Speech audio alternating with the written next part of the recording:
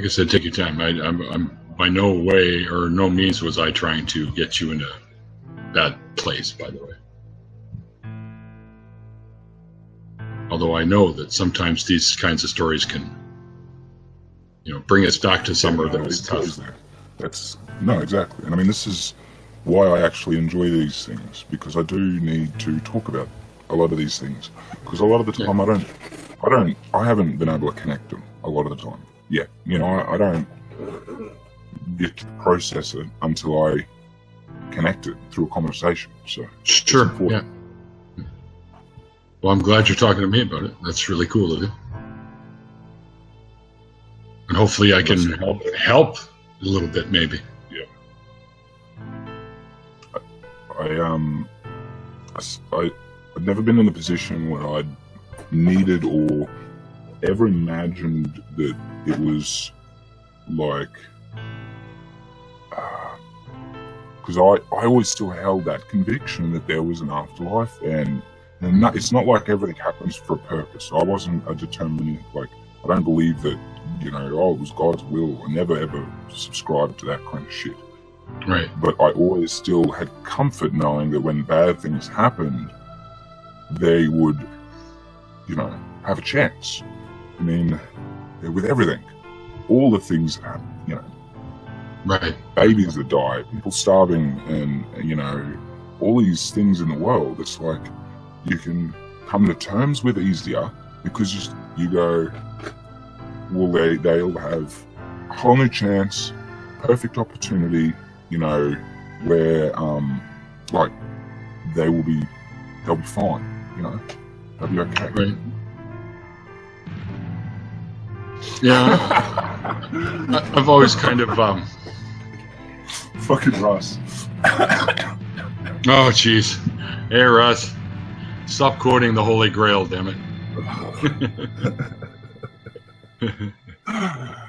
Good on you, man. That's a fucking good movie. Yeah, oh yeah. It's one of my all-time favorites. I think I've literally seen it over 1,000 times.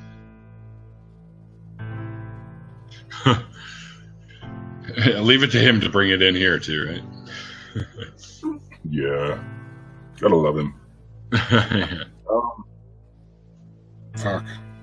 That threw me so much. It was good because it got me laughing, but now I can't remember what I was saying.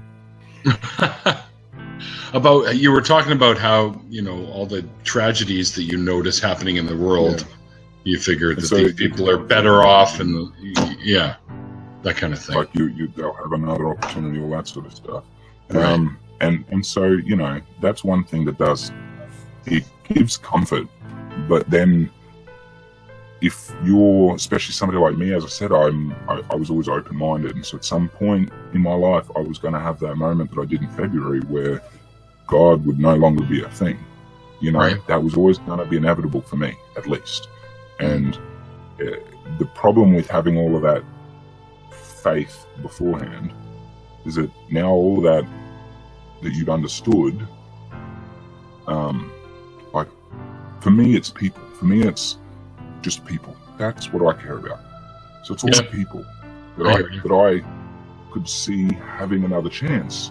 Now don't. That was it. They're done. Right.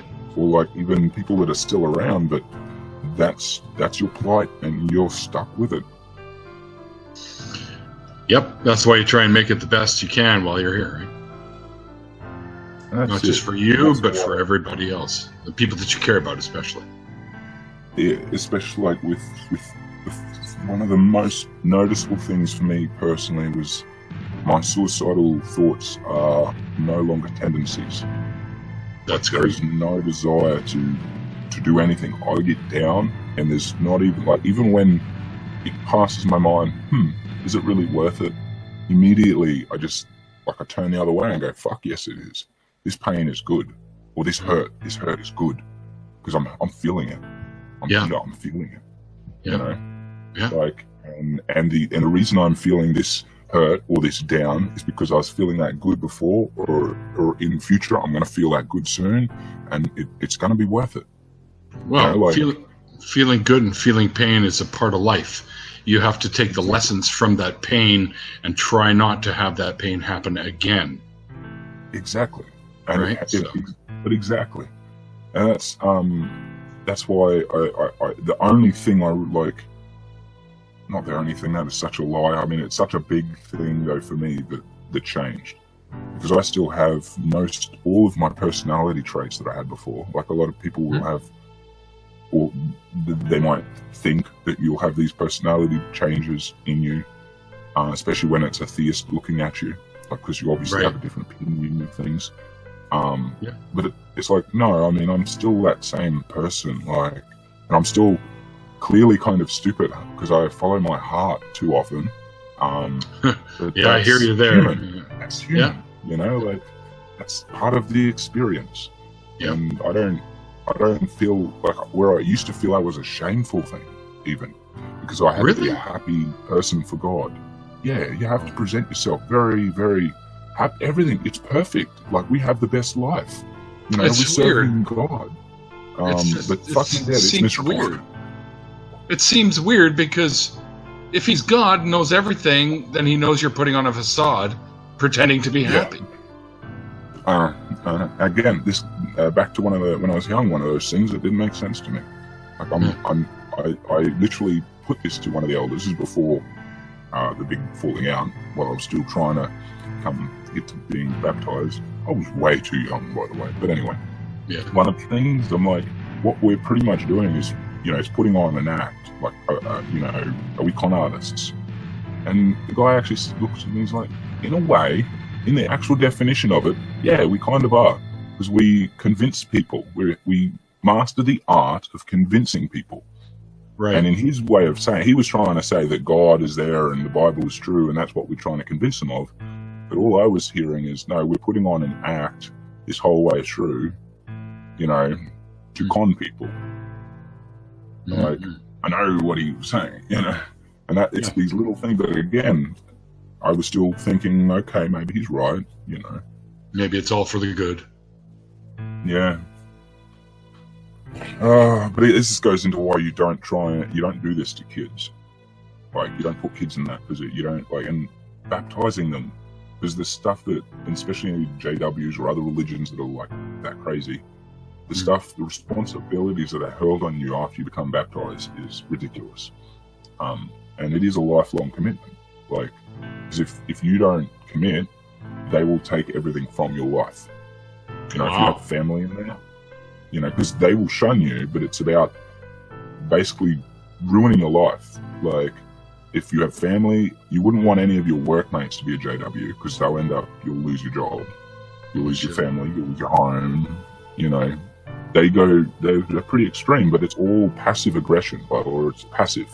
Yeah. It's, you know, it's not like Scientology who come out on the street with, you know, cameras and do their attack sort of thing, like in your face. They're very passive about it. I've even seen some cases now of JWs with the cameras on the street following people, which is really weird. Yeah. That's a thing now? Don't want, no, the one I saw was this little old lady, like, and she just didn't look like she knew what she was doing. She didn't look like she even wanted to be doing it. She was like somebody told her, this is an evil person and we need this footage, you know, of this person. And it's just ridiculous. I have to try and find it. And this is against her will? It kind of seems like it, but if you asked her, like, she would say it's her decision and stuff. Like, she'd say, no, I'm doing it for, you know, them, but because you know, she wants to do it. But yeah. Wow. That's fucked up. That, like, you're finding your way through all this crap, and you're starting to say, that's going away. But what was it, I think, that drove in the final nail to the coffin that made you throw up your hands and go, you know what? This whole fucking thing is bullshit, and I'm out. Like, give me that part of it from here on out. Because you pretty much talked about your process from the earlier time. Yeah. So this is the February. Like, this is just this year. Is this what you're referring to? Yeah, like the parts that led you up is. to last February. And then we could talk a little bit about what happened after that and what you decided you wanted to do as a new atheist. So Okay. So let's work up to that February point from the point where we left off, where you're talking about were you baptized or you didn't end up being? I was an unbaptized publisher, so I was working up to becoming baptized. But it was like the next run down. Okay. So what basically, like, after it was sort of that, if I'm not misreading what you're saying, it's between the time of this person offering themselves last year and February, what led into that, because that's sort of what that moment was, even though mid last year I was obviously still considered a theist. Mm-hmm. So the little bit just before you hit February of last year, where you're saying that's around the time you decided to fucking wrap this shit up and chuck it, right? So what led to that eventual point right there? It was an accumulation of that going through my mind with the suicide stuff and its relation to my old God, that God I had at the time, all the doctrine bullshit, and my YouTube habits, because I've also been on YouTube with other channels, very unsuccessfully though, for a while, and obviously on YouTube as a viewer for fuck knows how long now. I know, me too. Since 2007 for me. So yeah, with my YouTube habits being obviously all random goodness, but then a lot of scientific-based stuff. I was never afraid to watch people like Dawkins, even Hitchens. I wasn't necessarily a fan of them, but like I would watch them and I would try and let them challenge my ideas, but I never felt challenged by their ideas. Like I always found a way to assimilate both my personal beliefs and the science of things very easily, because it was just one and the same for me. And I deviate obviously a lot by then from what a Jehovah's Witness believes, because that would be quite not what they would believe, you know, or at least they would try not to let many of their people believe that. Like maybe there's a higher educated person in the group and they would let them sort of go along with things if they want to, you know, like, but they wouldn't let them talk about it with the group or anything, you know, like with the congregation. But yeah, I would always, you know, in a combination of different science channel, like what's his name, Neil deGrasse Tyson. He is amazing. I've been a big fan of him for so long. Bill Nye, the science guy, another awesome fella. Another great example of the sort, like I would watch Dawkins and those when I'm out to challenge, you know, when I'm looking for that religious, like, or when they've done a big interview or something, like the Ken Ham thing, because that was actually when I first heard of Ken Ham, and I still don't really care for the guy. He's insane, man. So I don't know. Well, this is where for me, when I watched that first time, I was like, what an unfair fight, you know, because Ken Ham is not worthy of that arena at all.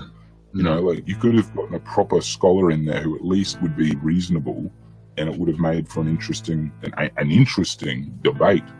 But that was my theist point of view going, well, this is a reasonable thing. We could have had a proper conversation.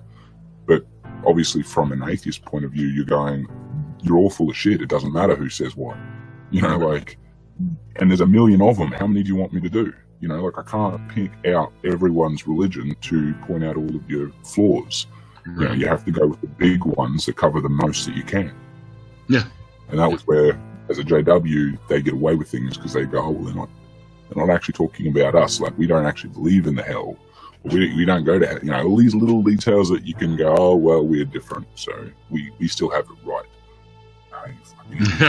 But that's just it, right? Every denomination of any religion thinks that they've got the right way. Yeah. That's absolutely.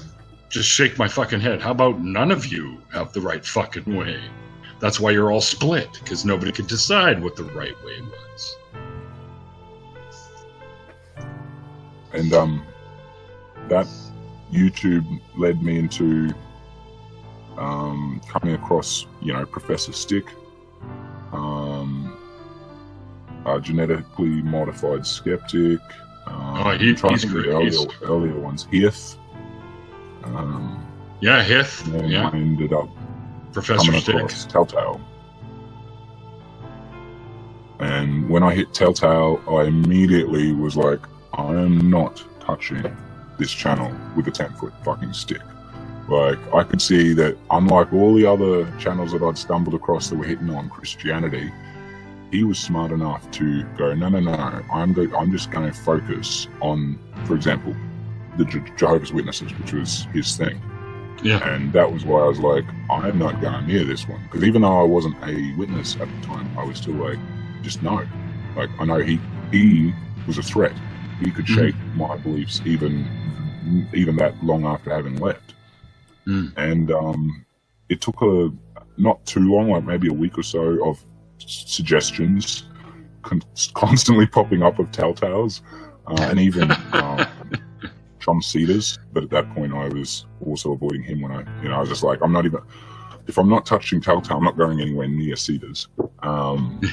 But then, I can't remember what, it was somebody else's video, one of the other guys, maybe, I really can't remember who exactly it was, but somebody touched on something about the witnesses, and it was enough for me to just go, oh, okay, I'll just click on one of Telltale's videos, and it really didn't, like, once I did one, I did another, and then I was going through every single one of his videos, every one of John Cedars' videos that I could find, and then I was just done. All I wanna do is live!